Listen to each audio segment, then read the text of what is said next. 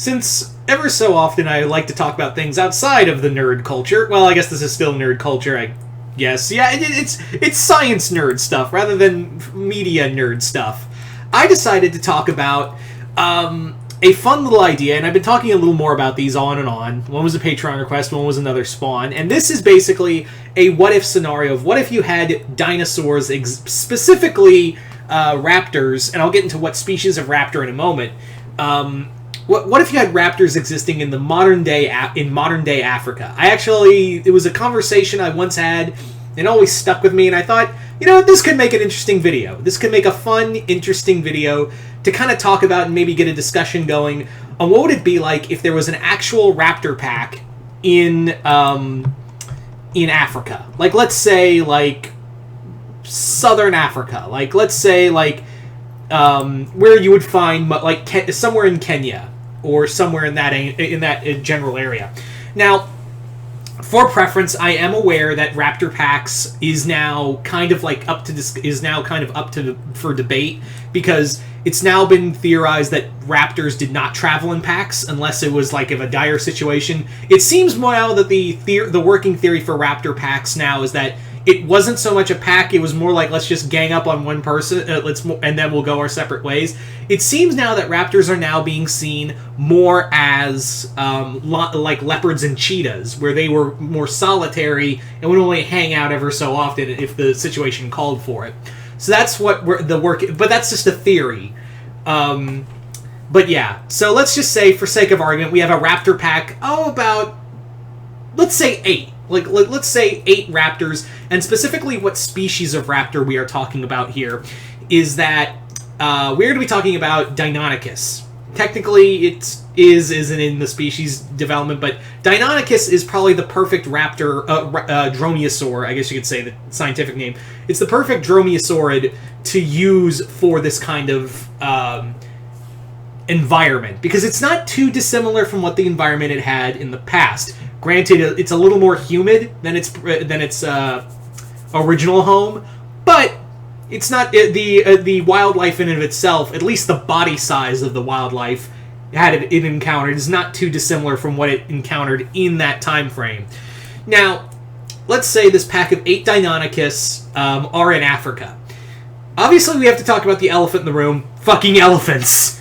I don't think, food source is going to be tough. Now, obviously, these raptors, a lot of people seem to think that raptors are these really overly intelligent creatures, and while they would probably have a big brain pan, they're not opening doors, people. These things are not learning how to open doors. And I don't think they would be coordinated. They would have it is theorized they would have, if they did travel in packs, some kind of coordination. Probably not in the same way of wolves, but something maybe in the vein of lions. So the big thing is they are going to be probably not going after Cape buffalo. It's very clear that raptor skeletons are kind of, shall we say, fragile. So that, because of their avian origin. So obviously those hollow bones are going to be very breakable. So they would probably try to run one fade on one Cape buffalo, and one of them would die or be horribly injured and be like, I guess we ain't doing that no more. That's the thing, is that this pack would be constantly under attack. And I just rhymed. But yeah, this crew of raptors would constantly be feeding on, like, maybe zebra. Even zebra would give them a tough time. Wildebeest, impala, gazelle. They're going to be looking for, major food. Now, obviously, I think they would look at Cape buffalo, elephants, and rhinos, and even hippos, and go, nope, not today. But even, let's say, they do get something, like they do catch something. Guess what's going to be waiting for them? Lions, hyenas, wild dogs. Those animals are going to be a major factor in not just, like, eating, in competitive feeding, but the thing is that you are going to be, constantly trying to eat as much as you can and eat for your family, in order because someone's going to come around and take your food. That's the thing, is that someone is going to come along and snatch your food. That's the big thing you have to look at, is that there is going to be, in Africa, some other animal is going to wait until you're done doing the hard work and come over and take your food. And it's not just hyenas, it's lions. It's actually lions more than hyenas. Lions, leopards, anything that's going to be on four paws and have a lot of teeth in its mouth, it's going to be fighting the raptors. Now, you may be saying, oh, but Deinonychus specifically were big. They're roughly big as some of the predators in Africa. They have large claws and teeth. Yeah, but like I said, hollow bones. Plus, these animals are probably don't travel in a lot of big pack numbers. You know how many animals in a typical pack? How many run in a typical pack of hyenas? Up to 80. If you see 80 hyenas and there's only like 8 to 10 of you ain't winning that fight. You're not winning that fight. So that's a problem. Lions especially are going to be a very big pack, because when you see those lionesses, let alone the male, you're going to be turning tail as well after learning, oh, these things can hit hard. And it's not just the lion, because obviously, here's the other thing. You are not just going to be looking out for lions. When you're back home, someone's got to be guarding the nest, because there's stuff there that will eat your eggs. These raptors are probably not going to be at full capacity. Someone's going to be staying home and guarding the nests, because guess what's out there? You know, the honey badger. He don't give a fuck if you got feathers. He don't give a fuck. Baboons will eat your eggs. Snakes will eat your eggs. Large birds will eat your eggs. Ants will eat your eggs.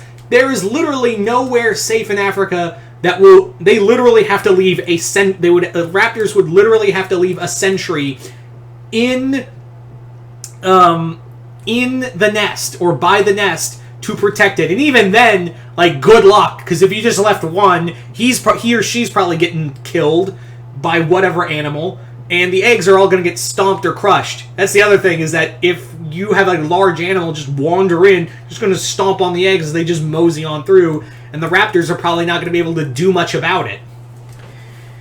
The thing is, the real reason why that's brought up to me is because someone said, like, if you had dinosaurs exist today, Africa would be a prime spot for them to live. And while I don't think they would, I don't think it would instantly die, the problem is that there is a way more, prey competition, predator to prey competition for the raptors, for them to survive. It would have to be more, like I said, this is just one pack. Now, if there was like a whole thing of raptors living in separate packs, they would also not only be fighting each other, they'd be also fighting the wildlife that's already there. Africa is and oh yeah, forgot to mention that poaching is a thing? Yeah, poaching's a thing. So they'd have to deal with, bullets and whatnot. Now, honestly, I think it's a... Again, this runs in the whole thing of you can't bring... obviously, I know a Jurassic World Dominion, that's kind of what's been giving my thoughts on it, making me do more videos like this, is that modern-day animals and the modern-day environment does not work for prehistoric life. It doesn't. Sea life, maybe, but that's a very short maybe. And I already told you Megalodon ain't living long if you had a Megalodon today. So, yeah, that's the thing, is that you have,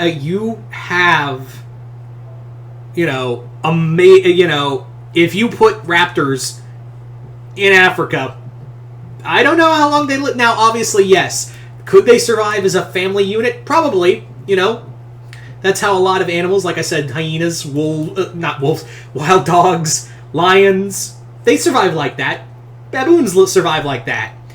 If you have more than one person around, you're gonna have your chances of survival have gone up. But yeah, when you're competing with that kind of predators and that kind of prey, good luck. I mean, even getting a drink would be tough for these raptors because their cousin would be in the water. And before anyone says anything snarky, it's been confirmed that crocodiles have more what's the word I'm looking for? More relation to birds and dinosaurs than they do lizards and snakes. Yeah, so crocodiles are like a distant cousin of modern day birds and specifically raptors. So yeah, your cousin is sitting in the water waiting to eat you. It's not one family reunion you want to be a part of. So there you go, guys. That's just a quick video I wanted to do. Thought it'd be fun. But you guys tell me in the comments below, what do you guys think it would be like if you had dinosaurs in Africa? What do you think that would be like? And, you know, it doesn't just have to be raptors. Do you think, like, other carnivores or herbivores could survive in this landscape? Just comment below, let me know. And once again, I'm Mr. Multiverse. I'll see you next time in the Multiverse.